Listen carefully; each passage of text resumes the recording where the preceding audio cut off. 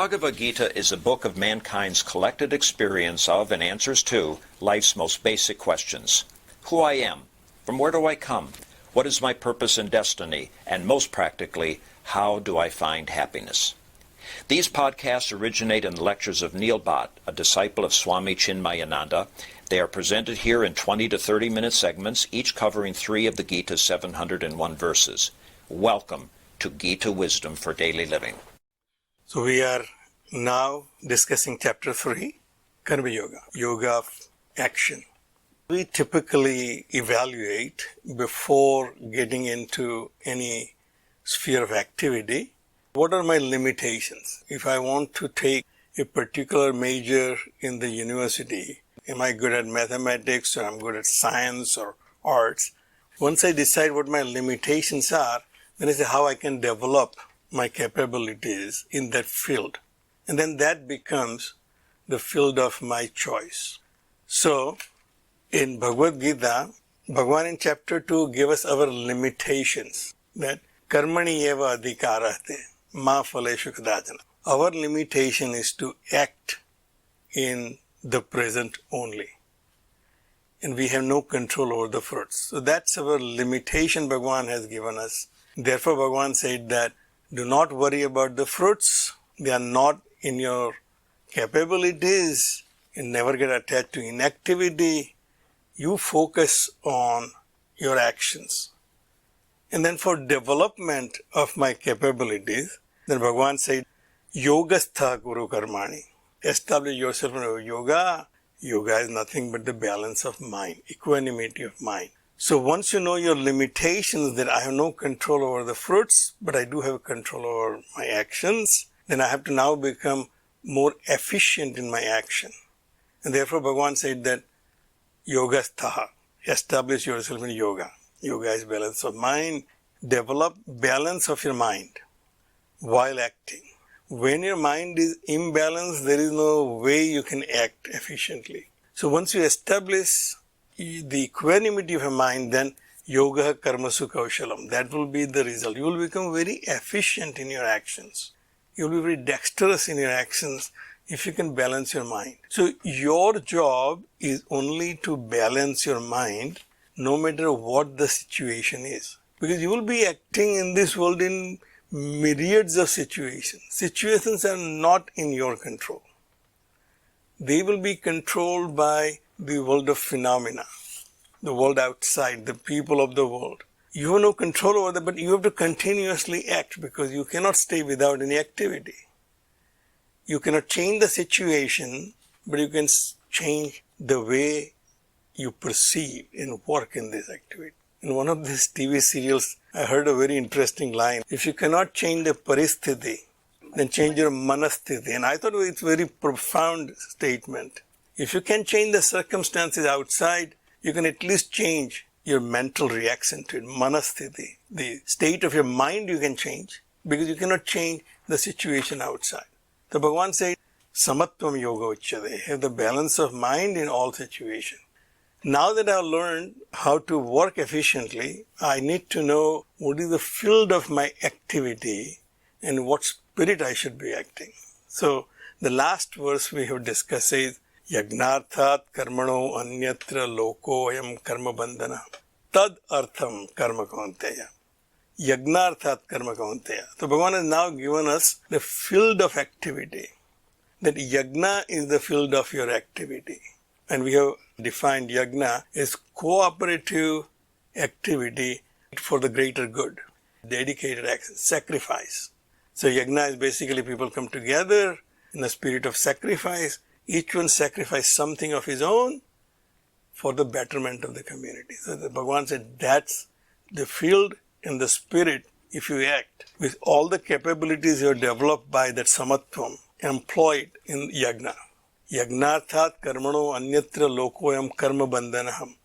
Actions performed other than for yagna are binding. We know that action is bound by its own reaction. By law of physics, Newton taught us in high school at least that action and reaction are equal and opposite. Anytime there is an action, there will be a reaction. So the action is bound by the law of karma. My actions are bound by law of actions. So I'm bound by the result of my action. Once I perform action, I have no control over the result. And as the actor, I will be affected by the result. So my action will have reaction from the world. That reaction is now the effect of the cause, which was my action. Now the reaction from the world, when I react to it, it becomes another cause for the reaction by the world. So that chain starts, the chain of cause and effect. Once I start the chain, I will be the only one who can break it. It is I who can stop that chain by not reacting to the reaction of my action. So if I do not react to the fruit of my action, then I'll be able to break that chain of that action which I started. Therefore, Bhagavan said, Yagnarthat karmano anyatra lokoyam karma bandhana. Action which I'm performing for gaining something, benefiting from my action, are all binding. All actions are binding. But if I'm performing action not for me, but for the greater good, then I'm not really expecting anything particularly for me. And therefore, there is no reaction from me, and I'll stop that chain reaction. That's why Bhagavan said, the karmas performed in yajna are non-binding to you as a person. Those karmas will be binding to the community for which you have performed that yajna. Those karmas will be binding to the group of people benefit from those actions, but not you personally. So Bhagavan said, therefore, yagnarthat karma kaunteya, mukta sangaha samacharaha, without attachment. Now you attach yourself into it that I'm doing this so that the community will benefit, that will also benefit me. That attachment will again bind you. But if you are not attached to your actions in the first place, and then to the results in the second place, then you are completely free. So mukta sangaha, samacharaha, perform those actions. And then the next verse now says that this is the universal design. This is not something Bhagavan said I came up with just to give you this advice. This is the original design, universal design, how this universe should function. The next verse says, Saha yagnaha prajaha sruštva pura uvacha prajapatihi anena prasivishadvam eshaha vaha astu istikamadu. Prajapati said that I created yagna and praja at the same time. So praja here is all beings. It is now narrowed down to human beings. Because everything in this world, other than human beings, working in compliance with the laws of nature. Everything is cooperating and complementing each other. Except when it comes to human beings, we have free will. And we become the disruptors if we are not working in the spirit of yajna. So Bhagavan said, when I created praja, I also created a yajna with it. So you evolve, there is a creative force in nature.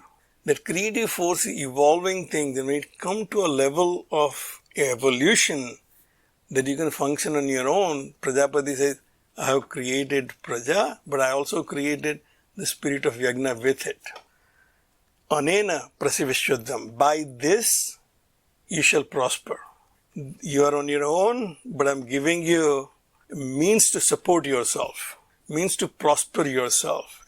So use this yajna as Eshaha Vaha Astu Istikamadu. This is your milch cow.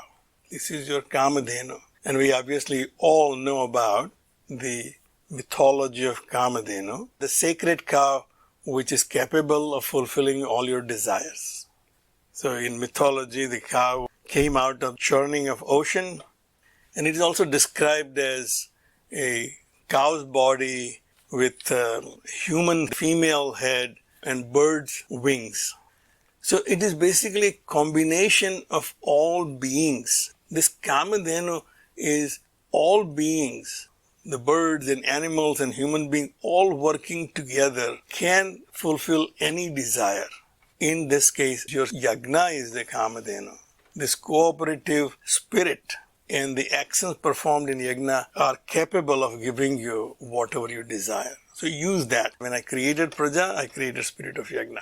So we know that everything in this world has to be working together, and every one of us have to contribute our own share for the betterment of the community. So if I am living in Henrico County and enjoying all the services Henrico County offers, I have to contribute my part as paying taxes.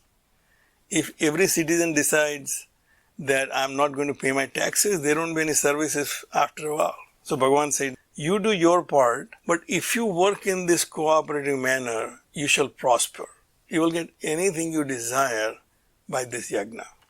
And the next verse says, Devan bhavayat anena, te deva bhavayantu vaha, parasparam bhavayantaha sreyah param avapshata. Bhagavan is explaining how it works. Cherish the devas with this yagna. You nurture devas with your cooperative actions. Because your existence in this universe is not that of an island. You as an individual, as you consider, is not really an individual. You're just part of the big whole. And in this universe, everything is connected to everything. And therefore, if each part is not working in a right manner, which we call it dharma chakra, if that's not working, then there cannot be any progress. There cannot be any evolution. Devan bhavayatan. We have discussed deva before. Deva etymologically means that which is shining. Diva is to illumine. So in a vernacular language, we have diya, deepa. So diva is that which is shining. In human beings, our senses are shining. Our senses illuminate the world outside.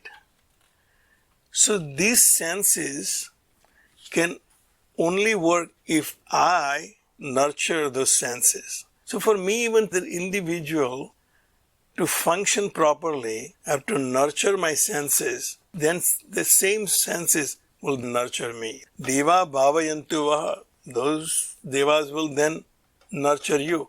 You nurture devas and devas will nurture you. At an individual level, if I take care of my senses, then my senses will nourish me. At the universal level, the phenomenal forces are considered devas. So in our mythological stories, the devas are 33 crore devas or 33 koti. The 33 great elements are the devas.